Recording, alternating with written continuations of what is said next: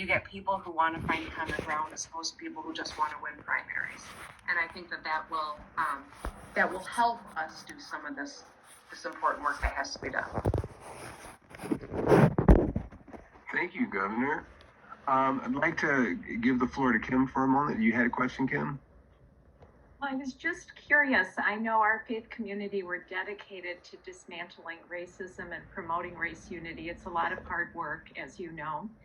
And I'm wondering if you have a sense of the role of faith communities around the state, if you're seeing faith communities rise up to this particular part of the pandemic that's become visible.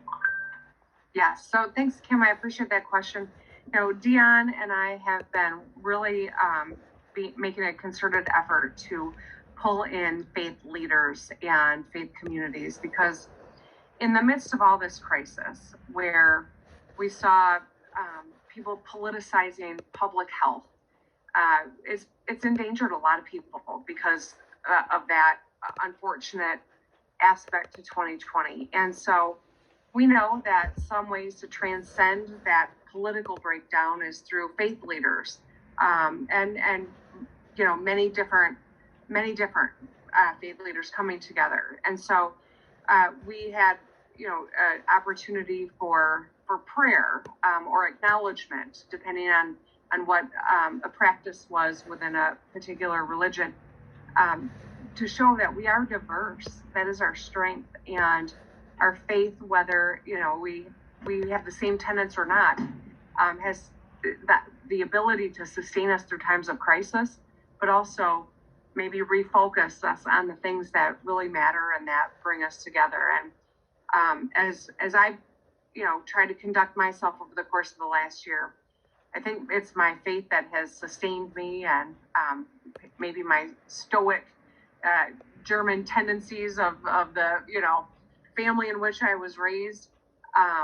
But I do recognize that the faith community can play a real leadership role especially in moments like these. And I think it's important that communities lean in. And I know that the Baha'i community is one that lives your values, and I think is one that others can learn from too. And maybe people don't know enough about what Baha'i means, and I think there's an opportunity here for us to educate people and find some common ground, hopefully.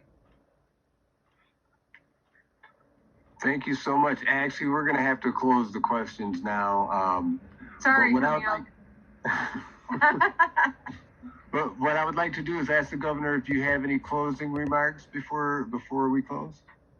I just want to say thank you. I appreciate you giving me some of your time tonight. I appreciate the work that you are doing in our communities. The White House is telling us that in a matter of 6 to 8 weeks, we'll have more vaccines than we have demand.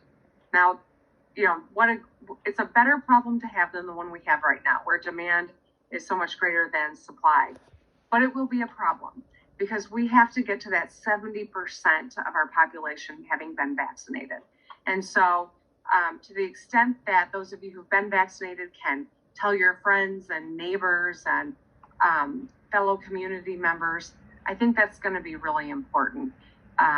You know, there are historic, real, legitimate reasons that communities of color have hesitancy, and we need to earn their confidence in the vaccines. But it's a miracle of modern medicine that we have 3 safe and effective vaccines 1 year into this. And the incredible impact this virus has had on communities of color makes it that much more important that we're earning the confidence of members of the communities. And so your help in that space would be much appreciated. And thank you for being you and doing what you do. I appreciate you. Thank you so much for joining us today. Thank you, thank you, thank you. Thank you.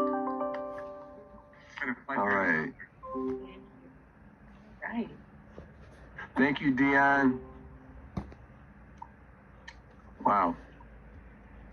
And who was it? I think it was Bonnie was texting me, record, Paul, record. Thanks. I didn't have it on at the beginning, but I did catch it. Okay, so